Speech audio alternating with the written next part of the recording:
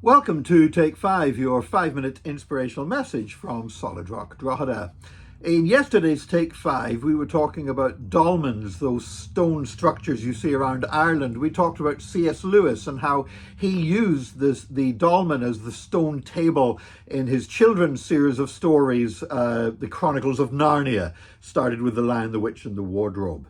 But of course, C.S. Lewis, he set all those novels. Narnia was basically an imaginary world that was based on the countryside around Carlingford Lough and the surrounding lands.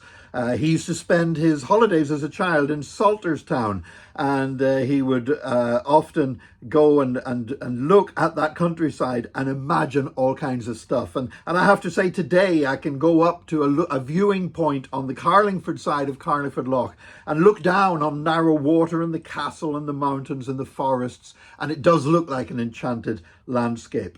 But C.S. Lewis was so much more than a children's author. He was a professor in medieval history. He was a philosopher. He was a theologian. He was famous for presenting a reasoned explanation of faith in popular media, which at that time was radio, perfect for his day and age, the approach he took.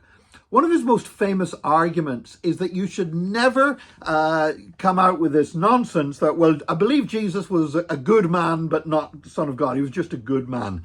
And C.S. Lewis famously came up with something called a trilemma.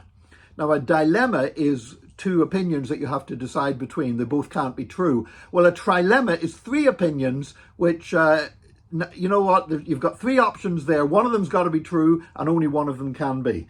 And this is what he said. He said, look at the evidence. And the only evidence we have about Jesus and what he said is, of course, the Bible. He said, so based upon the evidence of what Jesus said, can we really say that he was just a good man? He says, well, we're left with three possibilities when we examine that. That Jesus either was who he said he was, or he was mistaken when he said he was the Son of God, or that he was telling lies. So either he was telling the truth, he thought he was telling the truth, but wasn't, he was mistaken, or he was a liar. And C.S. Lewis put it this way. He said, if Jesus was mistaken about something as basic as that he is God, then he's not a great moral teacher, he's a lunatic. Because for a Jew to claim that they were God when they were not was to be an absolute lunatic. And Lewis famously said it's like somebody claiming they're a poached egg today. So he said if Jesus said he was God but was not, and was mistaken and genuinely thought he was God but wasn't, then he was a lunatic, wasn't a good moral teacher or a good man. But what if maybe Jesus was lying then?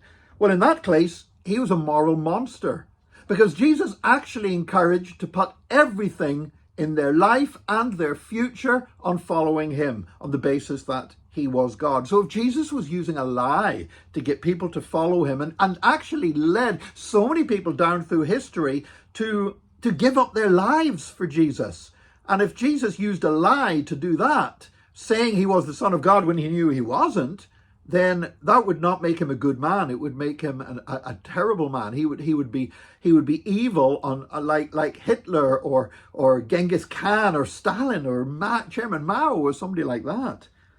And so he said, out of the three possibilities, was Jesus a lunatic? Was he a moral monster? Or, based on what he said about himself, was he right? And if he was right, and if he was telling the truth, then he is God, and he's worthy of our worship, and all our salvation lies in his hands. And so this is the trilemma that C.S. Lewis presents us with. He said, you can believe Jesus is a lunatic if you want. That's up to you. You can believe he's a liar and a false teacher if you want, or you can believe that he's the Son of God. He said, but don't come out with all this stuff and nonsense about Jesus being a good moral teacher. Just a good moral teacher. He said the evidence and the facts don't leave that interpretation open to you, and Jesus never intended that option should be open to you. Needless to say, I've discovered following Jesus for over 40 years that he's not a liar, he's not a lunatic, he is my Lord, and I gladly worship him as such. God bless you today. Join us again tomorrow for another Take 5, your 5-minute inspirational message from Solid Rock Drogheda.